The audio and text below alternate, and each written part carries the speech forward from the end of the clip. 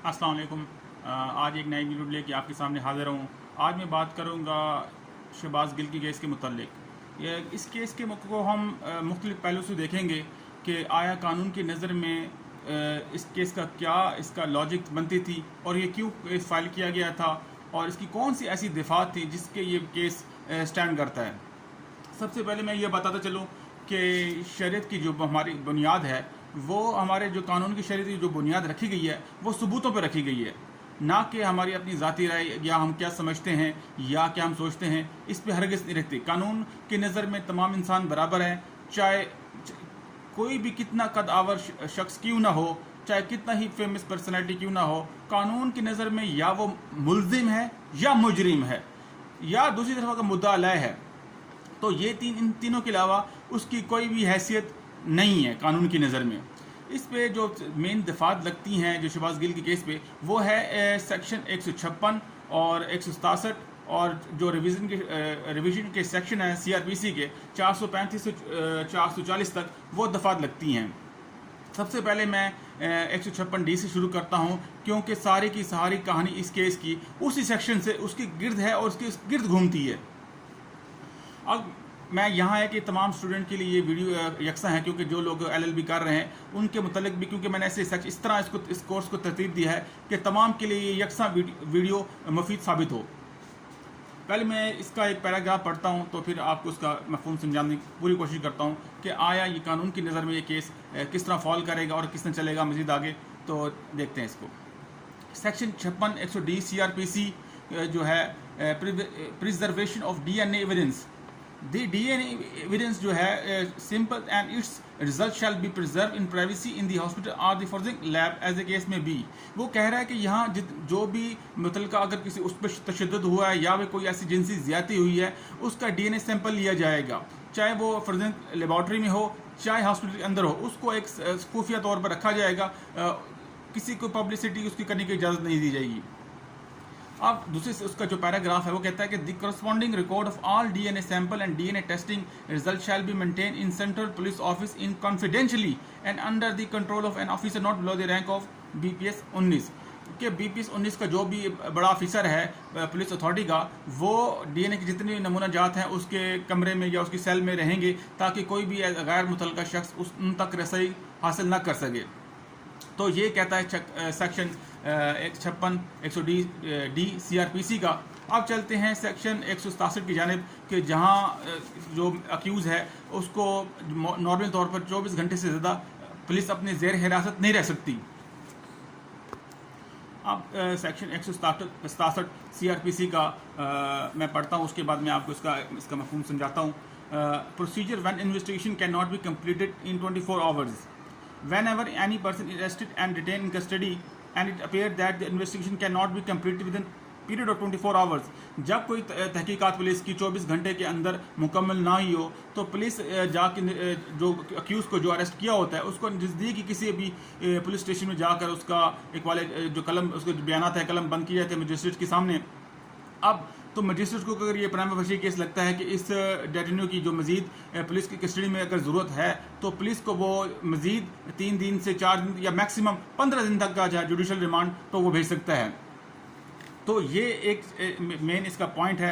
बाकी जो इसके दूसरे जो क्लॉजेज हैं उसमें कहने का आसान मफहूम ये है कि अगर इसकी जगह अगर कोई फीमेल होती तो उसको जो अरेस्ट करने की जिम्मेदारी है मुतलका वुमेन पुलिस स्टेशन की जो है इंचार्ज वुमेन ही उसको मुतलका अगर कोई मुजरिम जो है या मुलजिम है वो अगर अक्यूज़ फीमेल है तो उसको फीमेल ही अरेस्ट कर सकती है। उससे जितनी भी जुडिशल रिमांड अगर भेजेगी तो वुमेन पुलिस स्टेशन में ही भेजेगी। तो ये चंद एक इसके ज़रूरी निकात थे। और एक आम सा जो हमारे जहन में अक्सर ये सवाल घूमता है कि असल में इस कानून के तहत किसी भी अक्यूज़ को किसी भी हाल में ना सूरज निकलने से पहले ना सूरज गुरूब होने के बाद जेल से बाहर निकाला जा सकता है। इसकी चंद एक मजबूरियाँ हैं कानून में जिसकी पाबंदी करना ज़रूरी है और इस एक्ट में लिख दिया गया है। अब मैं दूसरी तरफ चलता हूँ। सेक्शन 435 CRPC वो डिफाइन करता है रेफरेंस और रिवीजन को। 435 ये कहता है the power to call for record of inferior courts, के کوئی بھی ماتحت عدالت مثال کے طور پر سیشن جج نچلی کورٹ کا اور اسی طرح ہائی کورٹ سیشن جج اور مجسٹریٹ لیول کے تمام مسل وغیرہ فائل وغیرہ منگوا اپنے کسی بھی کیس کے سلسلے میں جن کو درکار ہوتی ہیں وہ ان کی نقل ساتھ جو ہائی کورٹ میں جب بھی کوئی فائل ہوتی ہے اس کے ساتھ نفی کی جاتی ہے. اس سیکشن میں تھوڑا پڑھ لیتا ہوں کہ آپ کو اس کا ایگزیکٹ مفہوم آپ کو سمجھ آ جائے. The High Court or any session judge may call for any examine the record of any proceeding before any inferior criminal court situate within the local limits of its or his jurisdiction for the purpose of satisfying itself or himself as to the correctness, legality, propriety of any finding, sentence, order recorded or passed, and as to the regularity of any proceeding of such inferior court, and may, when calling for such record, direct that the execution of any sentence be suspended, and if the accused is in confinement, that he be released on bail or his on bond pending the examination of the record. کوئی بھی جو ہے session جج کی یا high court کی عدالت وہ اپنے سے نچلے ماتحت عدالتوں کا ریکارڈ منگوا سکتی ہے. اگر کسی قسم کی اگر سزا غلط دی ہے تو اس کو آرڈر کو ریورس بھی کیا جا سکتا ہے. اگر کوئی سزا نہیں ملی اس کو ملنی چاہیے تھی تو اس اکیوٹل سے بھی اس کو سزا دوبارہ اس کیس کو ری اوپن کر کے اس شخص کو سزا دی جا سکتی ہے. تو یہ کہتا ہے سیکشن 35. اب 36 یہ کہتا ہے power to order further inquiry کہ مزید اگر اس کے کارروائی کرنی ہے تو عدالت نے وہ اس سیکشن کے تحت کرے گی. اب میں اس کو پڑھتا ہوں. On examining any record under section 435 اور otherwise the High Court may direct that session judge to require any magistrate subordinate to him to make, and the session judge himself may direct and magistrate subordinate to him to make further inquiry into any complaint which has been dismissed under section 302. اگر کسی بھی قسم کی کوئی complaint کی صورت میں استخاذے کی صورت میں کوئی کارروائی کسی نچلی ماتحت عدالت سے ڈسمس ہوئی ہے تو وہ ہائی کورٹ یا سیشن جج کے پاس اختیارات ہیں کہ وہ دوبارہ ان کو ریکال کر سکتے ہیں, اس میں دوبارہ پروسیڈنگ کر کے ٹرائل چلا کے متعلقہ شخص کو سزا بھی دے سکتی ہے. اگر کسی کے حق میں کوئی ڈگری پاس کرنی ہو تو وہ بھی پاس کی جا سکتی ہے. تو یہ کہتا ہے سیکشن 436 CRPC کا. اب 439 سیکشن ہے وہ ہائی کورٹ کی پاور اور ریویژن کے متعلق ڈیل کرتا ہے. تو وہ تھوڑا سا میں اس میں آپ کو پڑھتا ہوں پھر آپ کو میں اس کا ایگزیکٹ اس کا مفہوم سمجھاتا ہوں. In case of any proceeding the record of which has been called for by itself or which otherwise comes to its knowledge, the High Court may in its discretion exercise any of the powers conferred on a court of appeal by section 423, 426, 427 and 428 or on court by section 338, and may enhance the sentence, and when the judges composing the court of revision are equally divided in opinion, the case shall be disposed of in manner provided by section 429. یہاں پہ کوئی بھی high court Pakistan میں provincial ہے چاہے federal ہے, کوئی بھی کسی بھی قسم کی اپنی ماتحت عدالتوں کی کوئی بھی پروسیڈنگ کو کال کر سکتی ہے, ان کی دوبارہ سے ان کو ایگزامن کر سکتی ہے.